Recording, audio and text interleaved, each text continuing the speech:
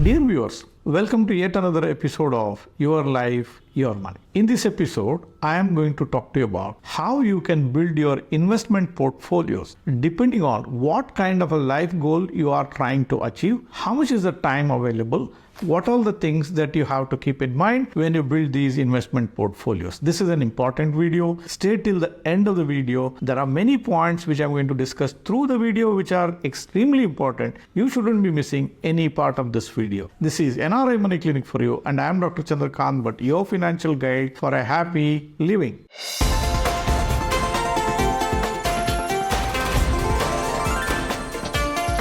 NRI Money Clinic. No hype, just the right advice.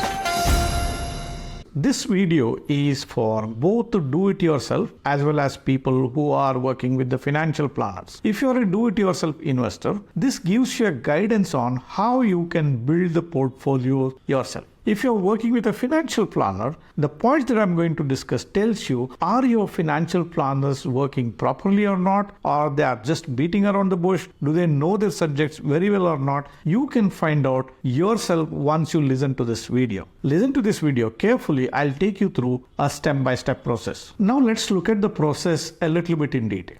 A few things are required for you before you choose which instrument you are going to choose to build your portfolio. What are the things that you need to know? You need to know how much is the time that is available for you to reach your life goal. If you are 58 and you are building a retirement corpus, you just have 2 years. If you are 25 and you are doing this to build your retirement corpus, you literally have 35 years. Life goal could be same for two different individuals, but the approach can be different. If you are trying to build a portfolio for your daughter's marriage, all the money that you have accumulated, you need at one single point of time. Whereas if you are accumulating a portfolio to fund your retirement cash flows, then you don't need all the money in one day, whereas you require it as a stream of income. Again, the strategy that needs to be adopted changes if you need the amount as a lump sum or if you need the amount as a stream of income. So the things to remember here is how much time do you have, and whether you need the money all at once or whether you need the money as a cash flow or over a certain number of years.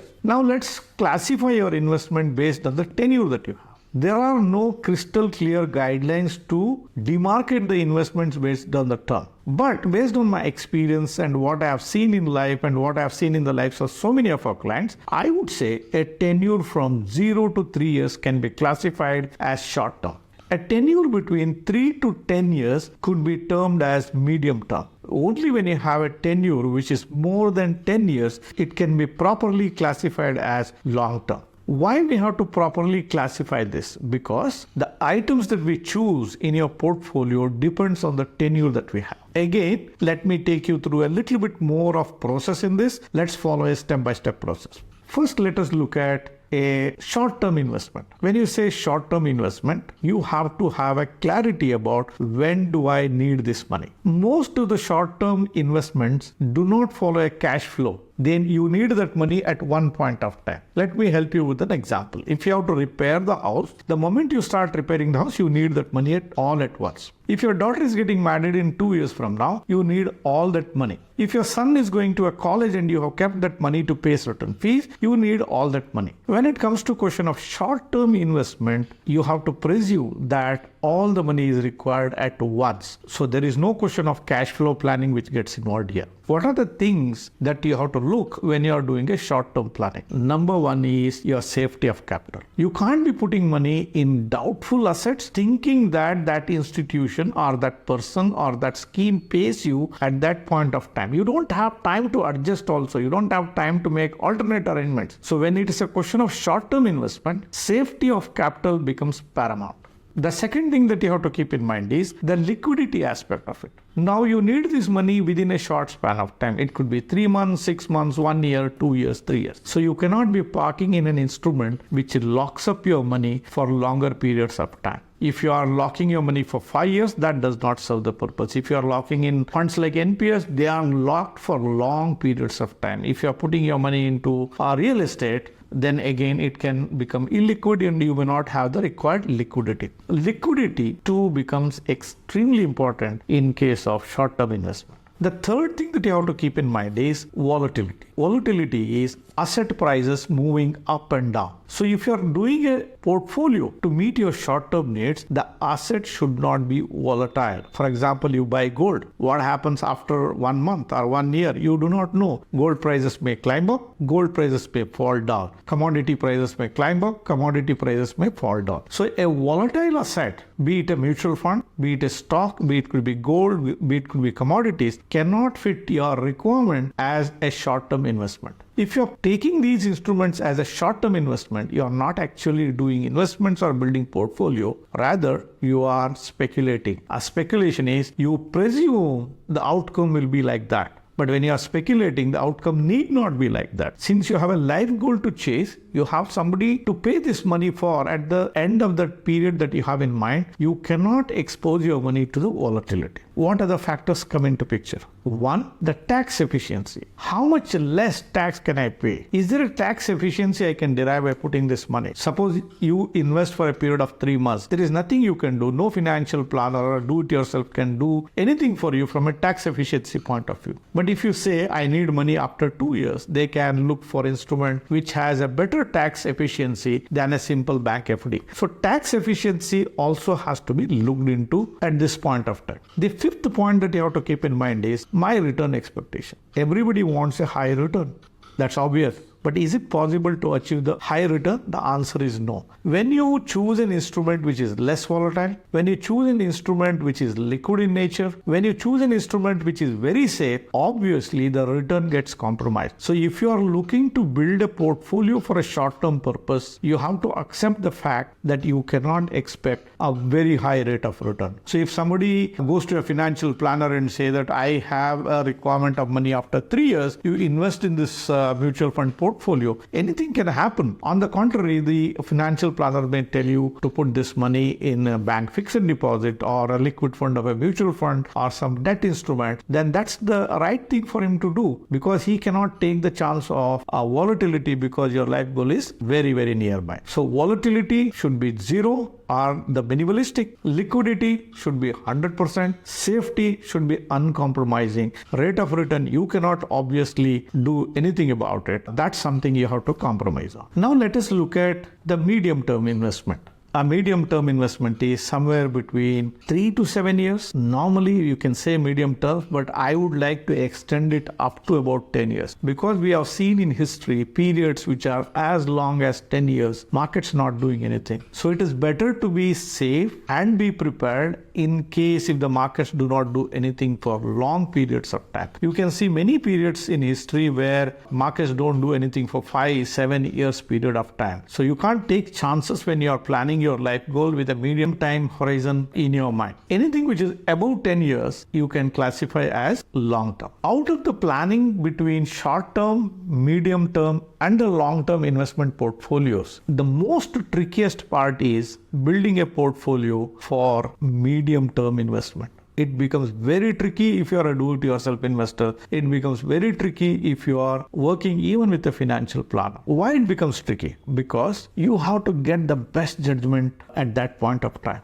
You do not know whether the stock markets are going to go up. You do not know the markets are going to fall down. If you say that my medium-term goal is my son's education or a daughter's education, but I need this money over a period of 5 years, that is the period when he goes to college and where I have to make the fee or pay the living expenses, it becomes more manageable. But if you say, I have to get my daughter married on the 7th year, it becomes very, very tricky to build a portfolio. It's not going to be easy. So you can't be pressing on the accelerator. If you press on the accelerator, the desired outcome may or may not happen. If you press on the brakes, your money may not grow and you may lose money because it may not beat inflation. So you have to go through a middle path. So when you are designing your investment portfolios for midterm, the considerations are you can afford a little bit of a volatility, which is better than the short-term investment portfolio, what we discussed earlier. Your safety of capital is also equally important. When I say safety not because of the volatility, but safety because of the schemes that you have chosen,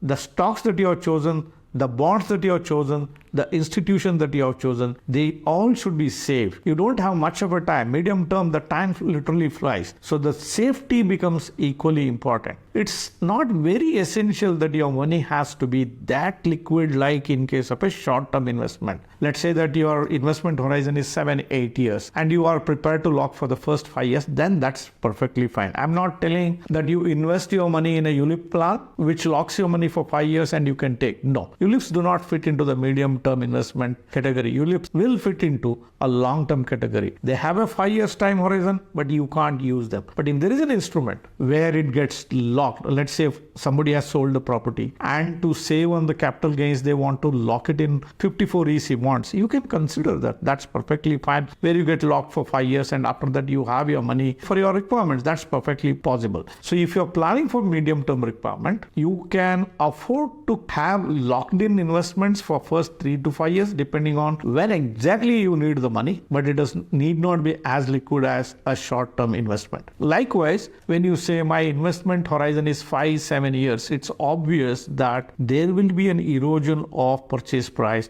because of inflation during this 5-7 years period of time. So you need to be having something which will beat inflation, which means you need to be having a little bit of an equity, not 100% of it, not 60-70% of it, because when you carry it 60-70% of equity, when a medium-term goal is chased, it may happen or it may not happen. If it happens, you are a happy man, I'm also a happy man. But what if, even if it cannot keep up pace with the inflation or the money just doesn't grow, market remains static? That's a possibility. So a good case in this case for a medium-term investment is a very good balanced portfolio, a portfolio of hybrid mutual fund, a portfolio of few aggressive funds, a little bit of a debt fund, a little bit of an FD, whatever you think which can keep your money safe. You have to strike a balance between the growth. You must reach that life goal. That guides your principle when you're attempting a medium-term investment portfolio. That's exactly what you should focus upon. Dear viewers, I want to listen from you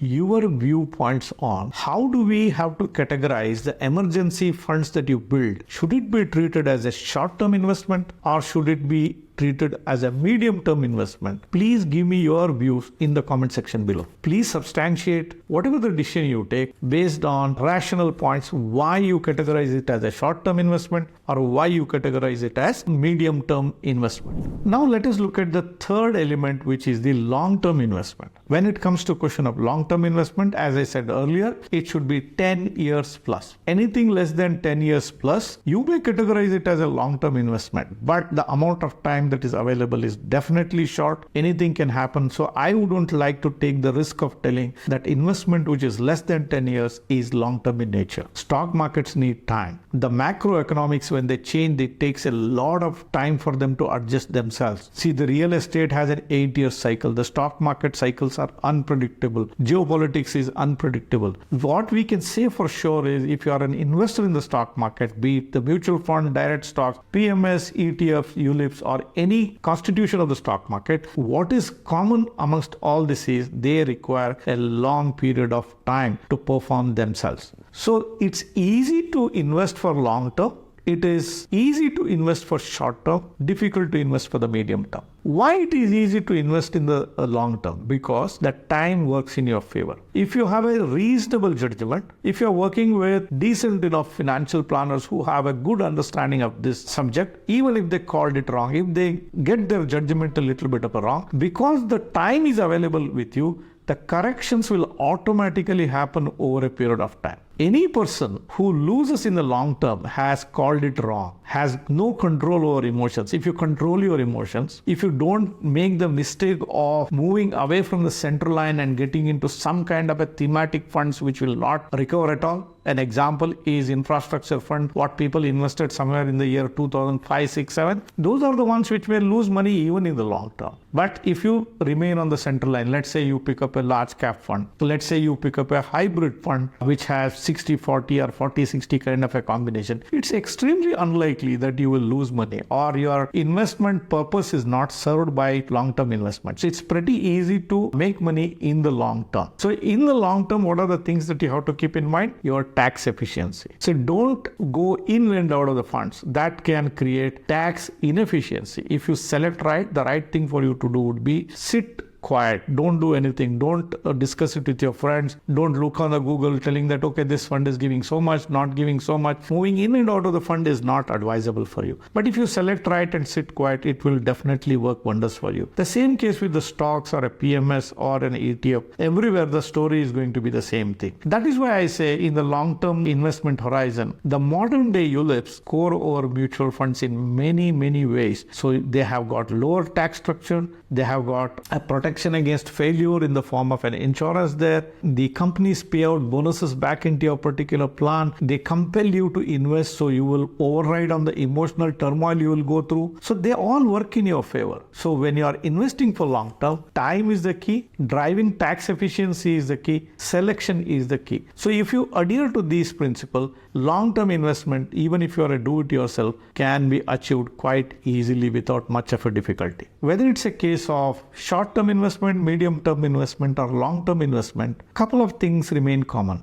1, safety of your capital. Number 2, your judgment. Number 3, clarity when you should invest and when you should not invest in certain instruments. And of all, driving tax efficiency is extremely important. Why? Because the tax that you save is an effortless return that you have made without much of an effort. You don't need to do anything. If you save taxes, that itself adds return to your portfolio. Dear viewers, hope the video that I have done today helped you to understand at a broad level how the portfolios have to be built, how the instruments have to be selected depending on the tenure of your investment. If it did give you a direction to follow in your investment exercise, please do give me a thumbs up. If you are a person who is yet to subscribe for this channel, please hit the subscribe button and press the bell icon. Do not forget to share these videos with your near and dear ones, friends and relatives, and on all the WhatsApp groups on which you are connected with. Thank you very much for watching this episode on NRI Money Clinic. I shall be back with you with yet another topic, with yet another thought next Friday. Till then, stay safe. Jai Hind. Press the bell icon for more details and subscribe our channel.